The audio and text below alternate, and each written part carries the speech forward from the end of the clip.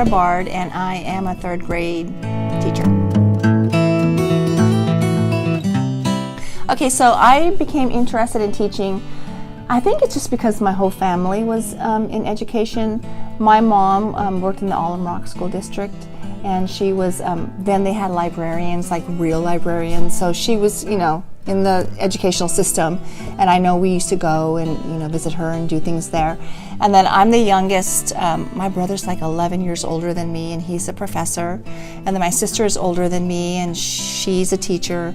So I think it just was kind of in my family that, you know, we was always around education, and I, you know, looked at my brother and sister and kind of wanted to go in that path. So that's how I got into education.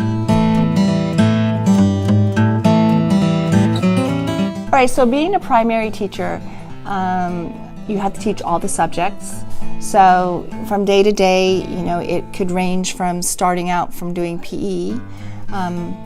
Mainly in the morning is our language arts block, so we do a lot of reading, reading groups, we do a lot of language, spelling, that kind of stuff in the morning. And then usually after recess, we always do writers' workshops, so that's something that we do. And then after that, we go into math.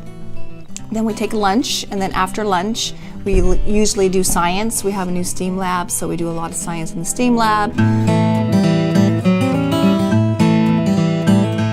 I would say that the most rewarding parts of my job, of course, working with kids. I think the hugs that I get and the affirmation from them, and I feel like that I think that it's good in life to do something that you know that you're making an impact or that you're making a difference. And I think with education, that's something that, you know, is obvious that you're doing. So when you see, like, if you're explaining something to a kid and at first they don't get it, and then all of a sudden they're like, oh, I get it. I mean, those kind of things are the rewards.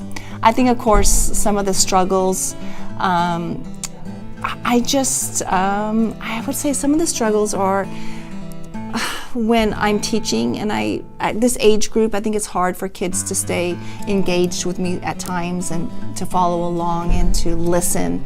Sometimes the behavior, those are the things I think that are the struggle for teachers. But if you can get past that hurdle, then I think everything else is worthwhile. So I think my advice is I can just take it as a personal experience. And even though I had a background of teachers in my family, I didn't really have a lot of confidence in myself. I was shy. So in college, I didn't go into education right away because I just didn't have the confidence to do that. I knew that after college, I'd have to go into student teaching, and I'd have to go into someone else's classroom and be a student teacher. And I didn't have enough confidence to do that. So I went into business. And I just found out after that wasn't for me. And so I would have to say that my advice, I know it sounds easy, but you have to believe in yourself, and you have to do what you want to do, and go for what means the most to you, and you just got to believe in yourself.